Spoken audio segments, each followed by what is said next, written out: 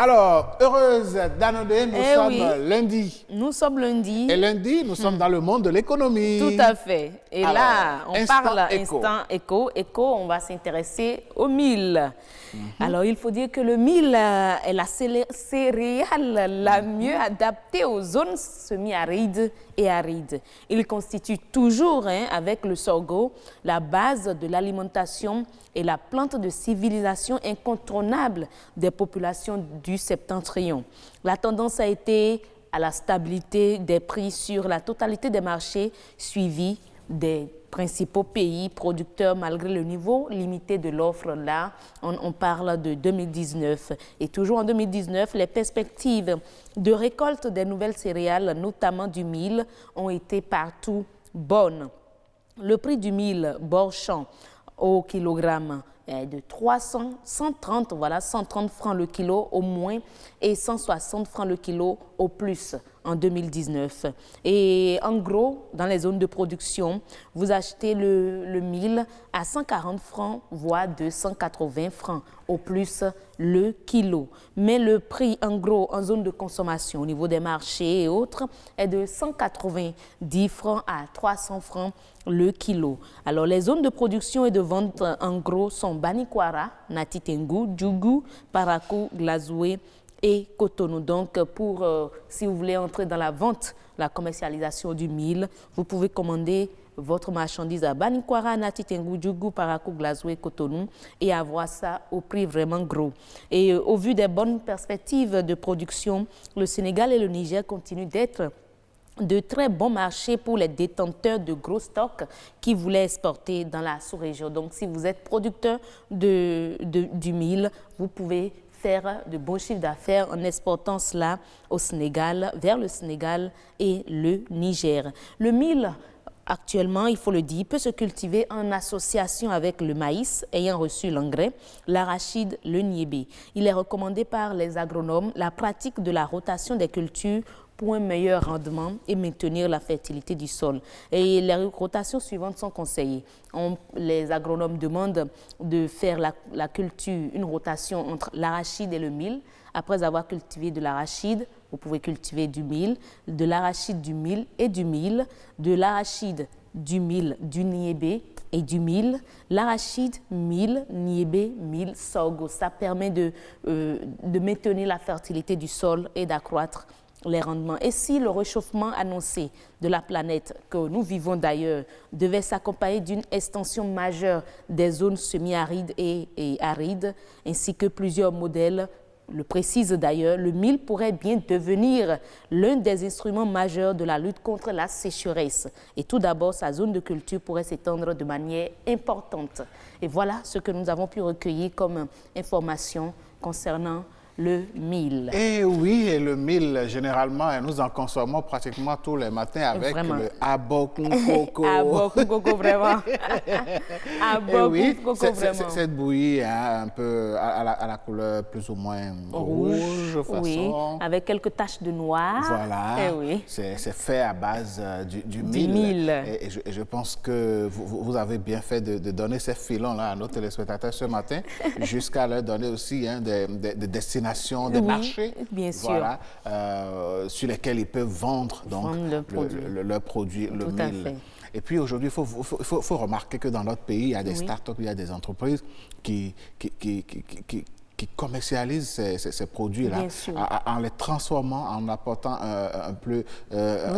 Oui, nous avons aujourd'hui la bouillie du mil, et je crois même séchée. Déjà dans nos supermarchés, il suffit juste de faire de bouillir de l'eau et vous versez votre grain, je crois bien de mil dedans, et puis paf. Et puis paf, vous allez à votre bouillie, tranquille, bouillie de mil, simplement. Ah ouais, il va falloir qu'on fasse l'expérience sur le plateau. N'est-ce pas?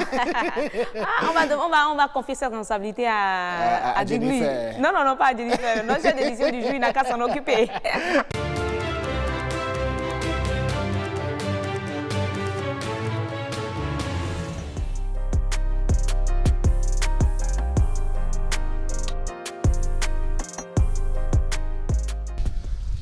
La femme gain, comme on le dit très souvent, c'est une femme redoutable Bon, je ne dis pas redoutable sur le plan, comment dire, péjoratif, mais c'est la dame dans l'entièreté de son affirmation. Que ce soit la mère, que ce soit la grand-mère ou l'épouse, la femme gain, c'est une femme d'abord de nature très altière, très jalouse de ses prérogatives en tant que mère. Maintenant, la femme gain aussi, c'est celle qui ne vieillit jamais. Et il y a un adage chez nous qui dit très souvent que il y a un gamme de gain. Elle ne veut jamais se laisser abattre par l'âge et ni sa condition. Elle est restée elle est comme ça et elle aime se tenir comme ça. Et elle veut qu'on la regarde comme ça. Elle est toujours attichée et très, très, très jalouse de sa tenue. Quand je parle de tenue, de sa façon de s'habiller, de se tenir en public, de marcher et tout et tout.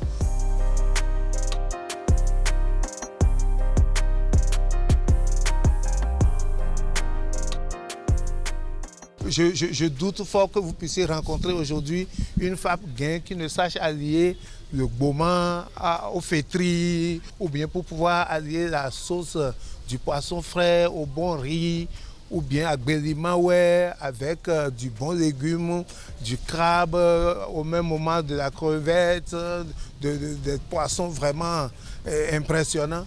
C'est que quoi qu'on dise, quoi qu'on fasse, la femme Mina, c'est la femme Mina. Il ne faut pas contourner, il ne faut pas chercher à vouloir vraiment la sous-estimer parce que quand vous vous y aventurez, c'est presque dans un traquenard et revenir en arrière est souvent difficile pour certains hommes.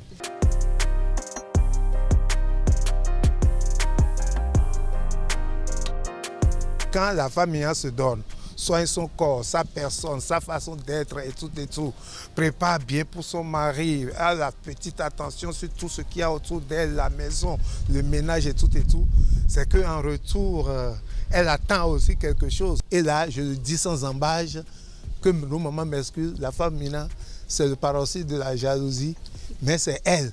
Et il faut la prendre ainsi et y agir en conséquence aussi. Et oui, la femme gain ou la femme Mina reste la femme Mina. Elle a des atouts et comme le disait notre personne ressource dans l'élément, elle est redoutable. Pas au sens péjoratif, il a précisé. Ça, c'est important. N'est-ce pas? C'est lui qui le dit, il est Mina. Ben oui.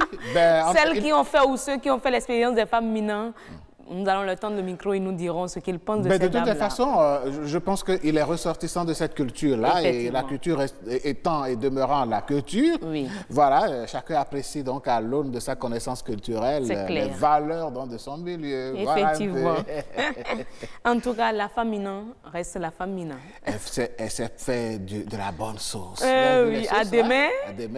À demain, on parle de à demain 6 pièces, à demain 8 pièces. Allez, on va se tenir loin de tous ces à demain ce matin parce que là, il ne faut pas qu'on nous amène l'eau à la bouche. Hein? Non, hein? Et donc voilà.